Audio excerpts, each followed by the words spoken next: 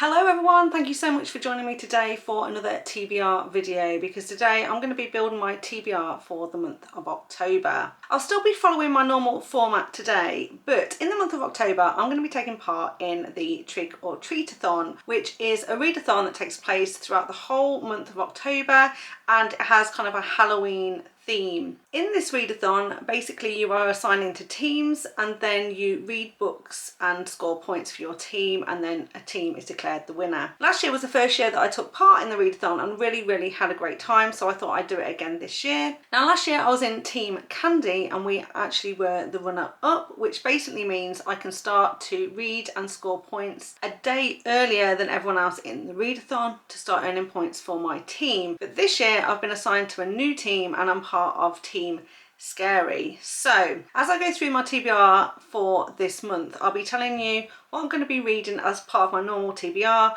but also a little bit more about the readathon and which books I've assigned to a bingo card, because it is a bingo card style readathon. Okay, so first up, as always, I'm going to be picking 2 stars from this jar, and this jar is where I keep all of your recommendations. So if you've got a romance recommendation for me, please pop it in the comments down below, or you can fill it in my book recommendation form, which is in the description box down below as well. If I haven't read the book before and it is a book that I would like to read, then I pop it into this jar for a chance to be pulled out, and then each month as part of my TBR video I pull out 2 of these stars. Now last month I had 2 new recommendations, so there are 2 new stars in this jar. The first one is Fragile Longing by Cora Riley. That's a mafia romance, and that was recommended by Sarah-17B8P, so thank you so much for that recommendation. And I also popped in Redemption by Dr. Rebecca Sharp, which was recommended to me by @MissMisery1981. So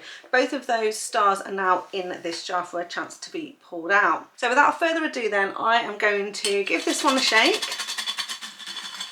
and see what we get.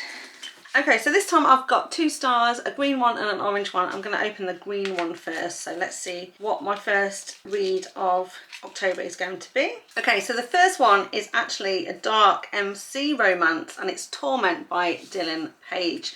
This one was recommended by Tara at Dark and Devious, and I'm just going to hold this up here. Hopefully it will focus so you can see that is the one that I picked from the jar. And now let's take a look to see what this one is about. I remember that this is a fairly recent addition to the jar, and I have heard about this one from other people as well, and I believe it is part of a duet, although it looks like there's 5 books in the series in total. So this is book 1 of the Bleeding Heart series, and it's part 1 of Torment. So Torment part 1 is a dark taboo MC contemporary romance. It's got 378 pages and it was first published in January 2021. The blurb says, "How did I get here? Broken, bruised and mentally shattered. For most of my life, my older stepbrother Shay was my hero, my rock and my best friend, the one I knew I could always rely on. For many years I accepted everyone and everything around me. But as I grew up, the veil was lifted and I slowly came to understand how fucked up it all really is. These men, who I consider uncles and close family friends,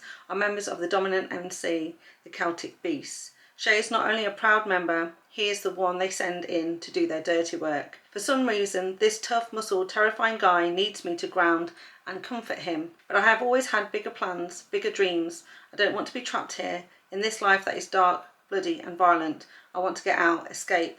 But Shay has other plans. For me, what do you do when your protector becomes the very root of your torment?" So I know that this one is a dark romance. It's got a lot of trigger warnings, and like I said, also part 1 of a duet. So hopefully I'll enjoy this one, go on to the second book in the series, but I'm really pleased to have picked that one out of the jar for this month. So thank you very much for the recommendation.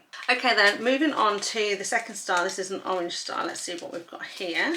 Okay, so this one is an age gap guardian forced proximity romance, and it's Unconditional by QB Tyler. This was recommended by Amy. So thank you very much, Amy, for the recommendation, and I'll just hold that up there so you can see that that is the one I picked. Hopefully that will focus and you'll be able to see that one. So I have read a couple of books by QB Tyler before and I did enjoy them, so I am looking forward to reading more from this author. This one looks like it's a standalone. It's 308 pages and it was first published in March of 2019. The blurb on this one says, It only takes one moment to change the course of someone's life, one moment to link two souls forever. That moment came when I pulled her out of her darkest hour, the tragedy that threatened to swallow her whole and shatter her innocence. Save her, protect her, love her, I vowed. 10 years later, my vows are the same, but I'm different, she's different, we're different. And the feelings threatening to break free have the power to destroy everything. I'll stop at nothing to keep her safe, but what if the very thing she needs protection from is me? So I don't know too much about this one, so it'll be interesting to see what this one is about, but like I said, I am excited to read more QB Tyler, so definitely looking forward to this one, and would like to say to Amy, thank you very much for that recommendation. Okay, so after the big jar, the next up for me is this smaller jar here, where I pick a book from my 12 recommendations from 12 booktuber jar. However, there is one particular book in here that I've been particularly wanting to read in the month of October because it kind of fits with the Halloweeny sort of theme, and as a result I already know the one that I'm going to pick out, which is this orange one here. So apologise, this is a bit of a cheat because this is not a surprise to me. I already kind of know which book I want to pick, but like I said, that's very much because it falls into the theme for Halloween, and that book is The Grown Up by Gillian Flynn, and it was recommended by Katie Colson. Now, Katie Colson is a booktuber who I really enjoy watching. She's super entertaining, but she doesn't necessarily read the types of books that I like to read, so I don't watch her channel all the time, but I do like to dip in now and then, and also watch her end of year videos to see which books were her favourites from the year, and this was on her list. Now this is a short horror, so completely different from anything I would normally read, but like I said, I've kind of been holding on to this one because it fit the Halloween theme, and it's also a short book. I think it's about 60 pages, so one that I'll get through pretty quickly. So I'm just going to hold this one up so you can see that this is the one I picked, although obviously it wasn't random pick this month. Also, just in case you didn't know, Gillian Flynn is the author of Gone Girl, so she does write other thrillers and things like that. So this one is actually 97 pages, so slightly longer than I thought, but this was first published in November of 2015, so 10 years old now. A young woman is making a living faking it as a cut-price psychic with some illegal softcore sex work on the side. She makes a decent wage, mostly by telling people what they want to hear. But then she meets Susan Burke. Susan moved to the city 1 year ago with her husband and 15-year-old stepson, Miles. They live in a Victorian house called Carter Hook Manor. Susan has become convinced that some malevolent spirit is inhabiting their home. The young woman doesn't believe in exorcism or the supernatural. However, when she enters the house for the first time, she begins to feel it too, as if the very house is watching her, waiting, biding its time. So like I said, not the sort of book that I would normally read. I'm actually pretty much of a wimp when it comes to horror movies or anything that is scary in general. So I will definitely be reading this one in the daytime when it's still light, but I definitely wanted to add it to my list for this particular month, and it fits perfectly with the Trick-or-Treatathon as well for one of the prompts, which I'll go through later. So that is a bit of a cheat, like I said, but on my list. So next up then, I pick from these cards here. Again, because I had to build my TBR for the Trick-or-Treatathon to submit my bingo card and my TBR for that readathon in advance, I have already randomly selected this so that I could pick the book and then make sure that it fit with one of the bingo prompts. So the card that I actually picked out is pick a book with a couple on the cover. So I did randomly select this card, but I obviously haven't done it live in front of the camera, but like I said, it was just so that I could pre-select a book so I could add it to the bingo card for the Trick-or-Treatathon. And the book that I picked for this is Waltzing with Witches by Hazel Mack, which is book 4 in the Haven After Ever series, which is a small town romance series, but it's a paranormal series, and in this particular one we are dealing with a vampire and a witch. This is 315 pages and it was published in January of 2024, and the blurb on it says, "The Keeper. Morgan Hector is mine, but for her own safety I can never claim the pretty witch. I can never sate myself on her blood or bring her to bliss with my teeth. We'll never be anything more than friends. But when I discover she's homeless and living in my office, I do what I shouldn't. I bring her home. Being in close proximity with the mate I hold at arm's length is the most devastating torture. She's smart and kind with the mouth of a sailor. Plus, she smells good enough to eat, and I'd give my right fang to devour her. The longer we spend under the same roof, the more my control begins to fray, but the secrets I harbour protect innocent lives, including Morgan's. No matter how much I long for her, I can't give in to temptation. Just when I think I've wrestled back my desire, a dangerous warlock makes his final play against me. When Morgan ends up in his crosshairs, I have impossible decisions to make. In a war between duty and love, can I make the choice that's right for her, or will I doom us both to loss in the name of protecting Ebba? So I've really been enjoying this series so far. It is a really small town, cute paranormal romance with lots of paranormal creatures in it, but of course most of the inhabitants are good, but there is a villain in the story. And this particular one, I know that the main character, he's kind of the keeper of the town. He's the one that's ultimately in charge of its protection, and he has got a fated mate in a witch who he's been keeping at arm's length because he doesn't want her to become embroiled in what's going on, but also he thinks it will make him a little bit weaker and he won't be able to defend the town. So obviously this is going to be their love story in terms of how they're going to end up together. And so this one's been boiling over for a couple of books now, so really intrigued to get to this one. Okay, so they're the jar picks and the card picks for this month. After that, as you know, I've been working my way through the Immortals After Dark series as part of the read-along that Amber from Amber Reads Romance is hosting, and so I have got 2 Kresley Cole books that I will need to read in October. The first one is Shadow's Seduction, and then we have Wicked Abyss. So first up then, Shadow's Seduction is book 17 of the Immortals After Dark series. Yes, we're already up to book 17. This one is slightly shorter in length than some of the others, which will be a nice relief in October, just to have one that I can blast through, because it's only 248 pages, but it was originally published back in 2017. So the blurb on this one said, a night of debauchery, Prince Mercio Daciano and his new friend Caspian the Tracker combed the streets of Dacia, drunkenly searching out pleasures of the flesh. In what should have been a typical night, they coax a bevy of nymphs to bed. To impress their females, the demon and the vampire kiss on a dare. Changes them forever. Once they finally break away from their soul-searing kiss, they find themselves alone and shaken. Had they imagined their explosive chemistry? Obstacles, ranging from a death sentence to exile on war-torn dimension, threaten to destroy their lives, and the vulnerable promise in that one kiss. How long can they resist the fire that blazes between them? Even if Mercio accepts Caspian as his fated mate, the seductive vampire still must convince the stubborn demon that their bond is forever, and any royal Dacian union must receive the blessing of King Lothair, an unpredictable and savage killer. So I am really interested in this one because we first met Caspian a couple of books ago, and we know that he basically had gone to Dacia. Someone had sponsored him to be there, but he'd left. As a result, he was now being hunted because the punishment for leaving Dacia is to be unalived. So we did always wonder who his sponsor was, and it was clear that there was some sort of love interest going on there. Now we know it's Mercio, so this will be interesting because this is the first MM romance we've had in this series, and we already know these characters, so it'll be interesting to see how this one plays out. So then after that we have book 18 in the series, which is Wicked Abyss. This one is 401 pages, and it was first published again back in 2017. The blurb on this one says, a Bayesian Infernus had his heart shattered by a fey beauty when he was younger, but she died before he could seek vengeance. Millennia later, a curse pulses through his half-demon blood, transforming him into an unrecognisable monster. When Sean finds out the beauty that broke him has been reincarnated, he fantasises about punishing her, but he can only retain his former appearance for 1 hour each day. When a beastly demon king abducts her, Fey Princess Liliana Bardot goes from one prison to another.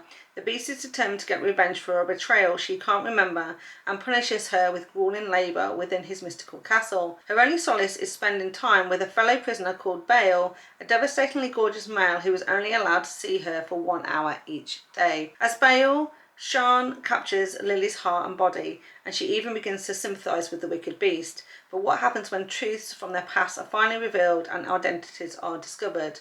Will their bond be able to withstand deceit? So that also sounds really good. I don't think I've heard of either of these characters before, but I could be wrong. But either way, I think it sounds really interesting and looking forward to reading book 18 in that series. I'm very excited that we are getting very close to the end. Okay, next up then, a couple of new releases that are on my list. The first one, which I'll be reading as an arc, is Dance of Defiance by Jagger Cole. This one is due out on the 9th of October, I believe, but I should be getting the arc for it on the 2nd of October. Now this one is a mafia romance, it's an MM romance, and I believe it's going to be book 5 in the Darkest Dance series. Blurb on this one says, a night meant for violence and vengeance turns into something far more twisted and deviant. I was raised to be brutal, hard, tough, unmerciful. In the Bratva, men don't crave other men. Good thing I'm straight. And if I say that enough times, 6 inches from the mirror, it usually sounds true. That is, until I go into the woods looking for monsters and find something far harder to escape from. Val Bancroft is chaos and carnage wrapped in electrified sin. Provocative and defiant. Lethally, disarmingly beautiful. A violent, unhinged corruption to my own brand of carefully controlled darkness. I tell myself I'm not gay, that our families want to kill each other, that my place as my father's heir, with the woman chosen for me at my side, has already been carved in stone. But he dismantles me, piece by bloody piece, until even my demons bow to him. He's an unstoppable force. He's an unmovable object. And when we slam together, we'll find beautiful wreckage or vicious goddamn ruin. So the next new release that I'm definitely going to be picking up in October, and it has been actually available directly from the author for some time, but I've been waiting for it to come out on Kindle, and that is Chained Fate by Anna Zaires, which is book 3 of the Molotov Betrothal series. Now if you remember, a couple of months ago I was left enraged by the fact that book 2 ended on this big cliffhanger. I thought it was going to be a duet about the same couple, but no, it was actually a trilogy about the same couple, and book 2 ended on this really devastating cliffhanger, and I have been waiting for book 3 to come out for some time. Luckily I only read the first 2 parts earlier this year, because if I'd read them when they first come out I'd had a much longer wait, because Anna Zaires has taken some time to finalise this 3rd installment, but it's finally coming, and it's going to be coming out on the 21st of October. It's 230 pages in length, and the blurb on this one says, a final war, a fate uncertain, a bond forged in fire. Alina, my marriage began as a cage, now it may be my only sanctuary. To survive I must rely on the very monster I once feared. With every tender touch, every protective command, the line between love and hate dissolves further.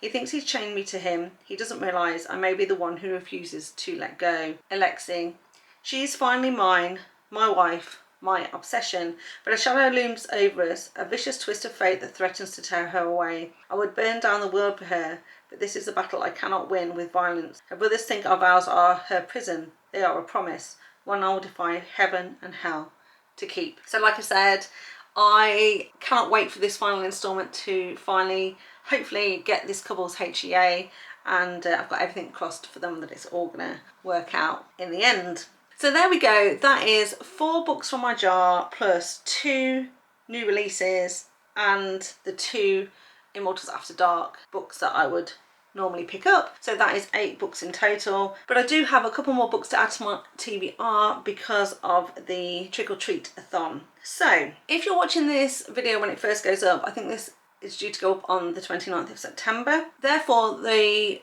sign-ups to take part in the Trick or Treat-a-thon are still open. You can in fact sign up and join up to the 9th of October and take part. There's 5 teams in total, and when you kind of apply to be part of the Trick or Treat-a-thon, you just have to say how many books you would normally read and state a preference if you have a preference for a specific team. Otherwise they allocate you to a team, and they try and balance out the teams for people who don't read as much as some other people, just to try and make it fair from a points perspective. Like I said, I've actually been assigned to Team Scary this month, and all that really means is that you get a trick so that you can spend a treat. And so my trick is to read a book with a mostly green cover, and if therefore I read a book with a mostly green cover, I can then spend a treat and basically be able to tick off a square on my bingo board for free. And the treat is to watch a scary movie basically. So during the month I can watch a scary movie and then I get to tick off a square on my bingo board. So that is kind of how that works. Otherwise all of the point system works exactly the same, and you get points for reading books with certain prompts. Some prompts are worth more points than others, and then you also get additional points if you read a host rec, if you read books over a certain number of pages, and that sort of thing. So there is lots of ways that you can earn points, and of course as you tick off your bingo card then you can earn additional points for making bingos and covering off your whole board. Now there are two sizes of board you can pick: a 3x3 board, which is what I'm starting with, and then a 5x5 board as well.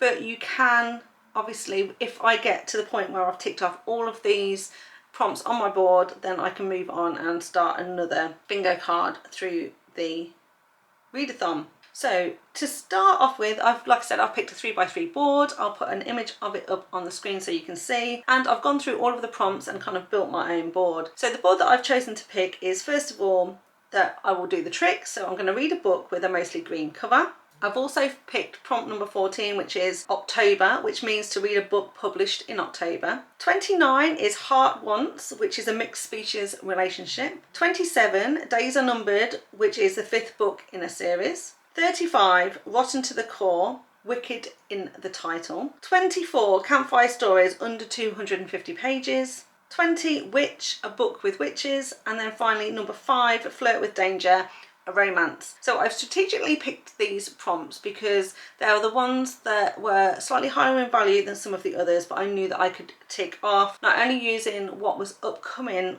in terms of the new releases, the Kresley Cole books, and also just pre-selecting my card and also one of my jar prompts. This is what I've ended up with. So in terms of picking a book with a mostly green cover, I'm going to actually also be picking up Spicy Little Curses by JT Geissinger. Now that's a fun little novella that she's recently written. It actually came out in September, and because it's a short novella and it's mostly green cover, I thought why not pick that one up. Then for a book that's been published in October, I've put in Chained Fate so that I can basically double up on the fact that it's a new release I'm definitely going to be reading, and it will go in there as well. For Heart Wants, it's a mixed species relationship. I've put in Shadow's Seduction by Kresley Cole because, as we've seen, that is between a vampire and a demon. 27, Days Are Numbered, the 5th book in the series, that is Dance of Defiance, so that is the latest book in Jagger Cole's series. I've got a free space so I can just tick that off. Then 35, Rotten to the Core, Wicked in the title. Well, that fit perfectly with Kresley Cole that I'm picking up, which is Wicked Abyss. Then 24, Campfire Stories under 250 pages, so that is The Grown Up by Gillian Flynn that I picked for that because it's the 97 pages. Then number 20, Witch, a book with witches, that was perfect for the Waltzing with Witches by Hazel Mack. And then finally 5, Flirt with Danger, a romance, and I picked Escorted for that by Claire Kent because this is a book that I downloaded recently and really wanted to get to, and I just thought a great opportunity to squeeze another one in that I hadn't previously talked about. So of all of those books, the two that I haven't talked about already is Spicy Little Curses and Escorted, so I'm just going to tell you what those are about now. So first up, Spicy Little Curses. This is part of the Scared Sexy collection, and there were 6 authors that came together to do a little novella in time for Halloween, and this is part of an Amazon original story series as well. This particular one is 90 pages, so another quick read, and it was published on the 23rd of September of this year. The blurb says, a reporter's belief in the supernatural is tested when she uncovers a tattoo artist's sinister family secret in an enthralling short story by New York Times bestseller author JT Geissinger. Petra is a skeptical when it comes to the French Quarter's creepy urban legends, until she meets Dax Rousseau, the proprietor of the House of Ink and Blood. The eldritch markings on his flesh tell more than the tale of a doomed bloodline. They come slitheringly alive. And the nearer Petra gets to the maddeningly sexy Dax, the closer she is to being the next victim of his ancient family curse. So that sounds like a fun, quick read. I always love a JT Geissinger, so up for that one for sure. And then the other one was Escorted by Claire Kent. This is a standalone, it's 326 pages and it was first published in December of 2012. The blurb on this one said, she hired him to take her virginity, but now she wants even more. Laurie might be a popular romance writer, but she's never been anything but a flop with sex and love in her personal life. Still a virgin at 26 and increasingly frustrated by her inexperience, she decides to take matters into her own hands. She hires a talented, sexy male escort to take care of her inconvenient virginity. She assumes one time with Ander will be enough, but she never dreams how much pleasure he can make her feel.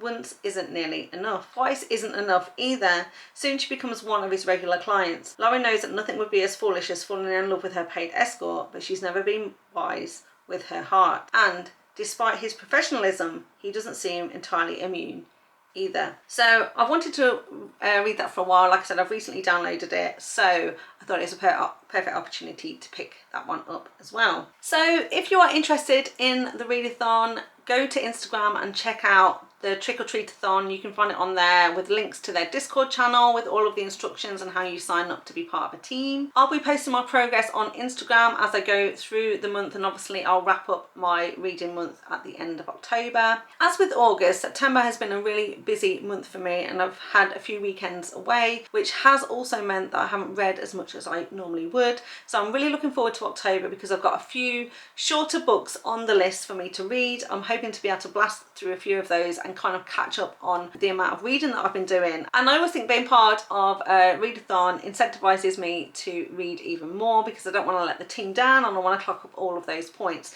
So I'm hoping to be able to get through that bingo board fairly quickly, tick everything off and start a second board. Now last year I didn't finish the second board, but I was still able to get a couple of bingos and still score some additional points. So that is the plan again for this month. So like I said, I'll keep you posted on Instagram of how I'm getting on in that readathon, but of course I'll be rounding up everything I read in the month of October at the start of November. So that's all I've got for you today. I hope you enjoyed this video. If you did, please give me a thumbs up. Remember to subscribe to the channel if you want to see more content from me.